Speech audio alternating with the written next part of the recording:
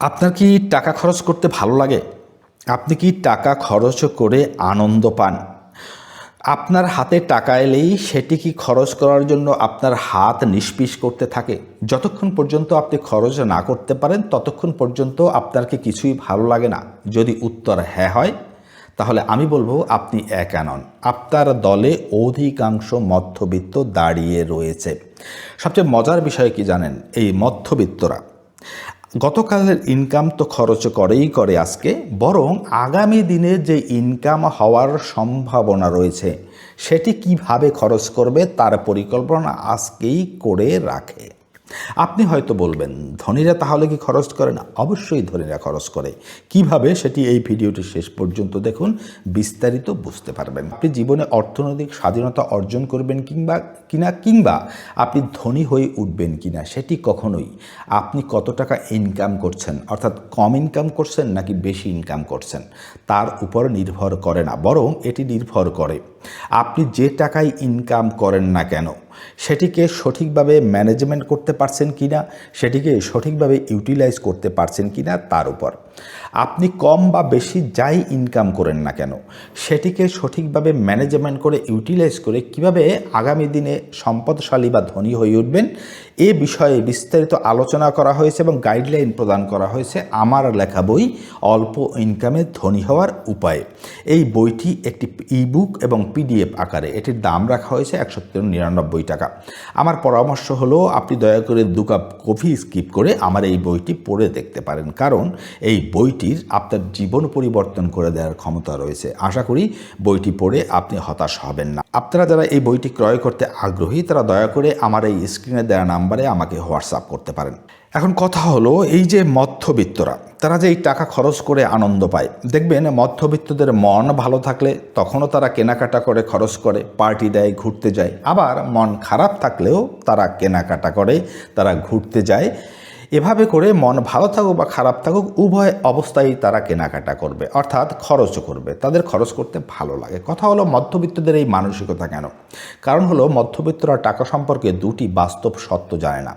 প্রথম সত্য হলো টাকা সম্পর্কে যে গরিব টাকা ইনকাম করে খরচ করে ফেলে, মধ্যবিত্তরা ইনকামের টাকা দিয়ে লায়াবিলিটি বা দায় ক্রয় করে। আপনি দেখবেন একজন রিকশাওয়ালা যে টাকা দৈনিক ইনকাম করে সে দিনের চেষ্টায় সেই টাকাই খরচ করে ফেলে, কিন্তু একজন মধ্যবিত্ত তার দৈনন্দিন খরচের পাশাপাশি সে তার স্ট্যাটাস বৃদ্ধি করার জন্য, শো অফ করার জন্য, সে নিজেকে ধনী দেখানোর জন্য সে ক্রমাগত লায়াবিলিটি ক্রয় করতে থাকে। যেমন সে তার ফোন পরিবর্তন করে, সে তার এসি কেনে, সে গাড়ি কেনে, সে নানা রকমভাবে সে লায়াবিলিটি কিনতে থাকে। আর এটি কিনতে গিয়ে তার ইনকামে কিন্তু কুলিয়ে ওঠে না। তখন সে কি করে? তখন সে কিন্তু লোন নেয় কিংবা ক্রেডিট কার্ডে কেনাকাটা করে। ফলে সে একটি দীর্ঘমেয়াদী বা সারা জীবনব্যাপী একটি র্যাট রেস বা ইঁদুর দৌড়ে ফেসে যায়, যেখান থেকে সে আর বের হতে পারে না।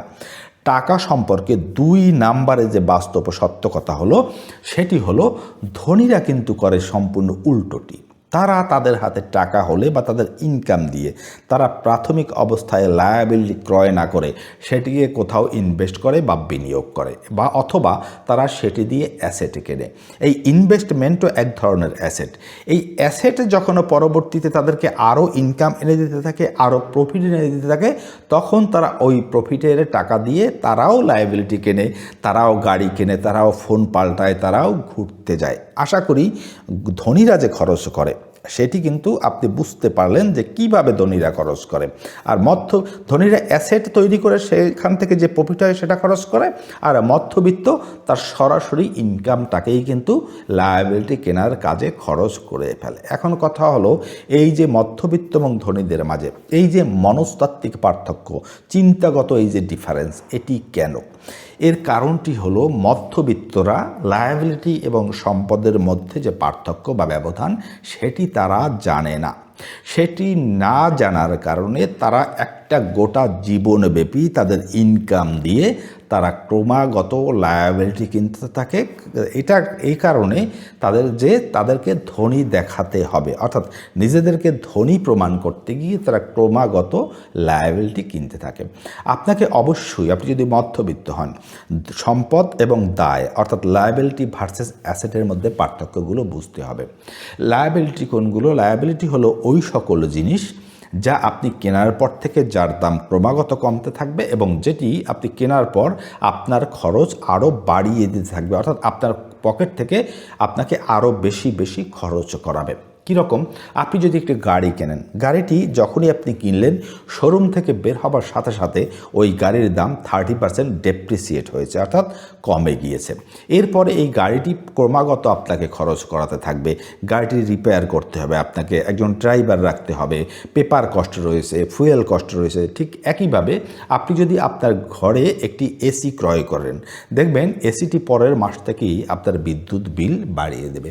এরকম অসংখ্য লায়াবিলিটি রয়েছে যা মধ্যবিত্তরা ক্রমাগত কিনতে থাকে। আর ধনীরা কী করে? ধনীরা কেনে সম্পদ ক্রয় করে, তারা বিনিয়োগ করে।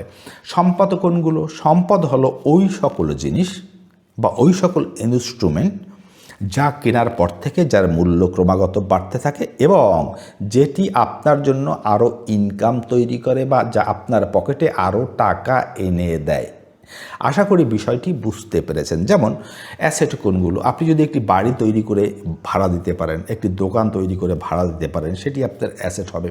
কিংবা আমি যে গাড়ির কথা বললাম, আপনি গাড়িটি কিনে নিজে ব্যবহার করার পরিবর্তে যদি সেটিকে উবারে লাগিয়ে দেন বা ভাড়ায় চালান, তাহলে কিন্তু সেটি আপনার সম্পদ হয়ে উঠতে পারে। এমনভাবে বহু ডিজিটাল সম্পদ রয়েছে।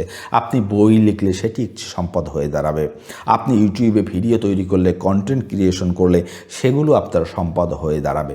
সুতরাং মোদ্দা কথা হলো যে মধ্যবিত্ত আর ধনীদের মাঝে এই চিন্তাগত প্রভেদটাই তাদেরকে আলাদা করে দেয়। সেটি হলো মধ্যবিত্ত তারা তাদের লায়াবিলিটি এবং সম্পদ এই দুটোর মাঝে পার্থক্যটি না জানার কারণে তারা ক্রমাগত লায়াবিলিটি কিনতে থাকে এবং মজার ব্যাপার হলো এই লায়াবিলিটিকেই তারা সম্পদ বলে মনে করে সারা জীবন একের পর এক লায়াবিলিটি কিনতে থাকে।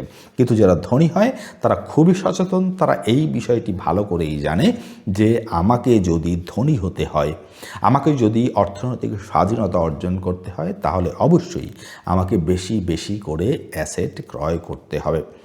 আজকের এই ভিডিওটি সম্পর্কে আপনার কোনো মতামত থাকলে দয়া করে কমেন্ট করে জানাতে পারেন। আরেকটি কথা, আমার এই ভিডিওটি যদি আপনাদের কাছে হেল্পফুল মনে হয় তাহলে আবার ভিডিওটিতে লাইক, কমেন্ট এবং শেয়ার করে আমার পাশে থাকতে পারেন। আপনাদের লাইক, কমেন্ট এবং শেয়ার আমাকে মোটিভেট করে আরও এ ধরনের ভিডিও নিয়ে আসার জন্য। দেখা হবে নতুন আরেকটি ভিডিওতে। সে পর্যন্ত ভালো থাকবেন। সকলকে ধন্যবাদ।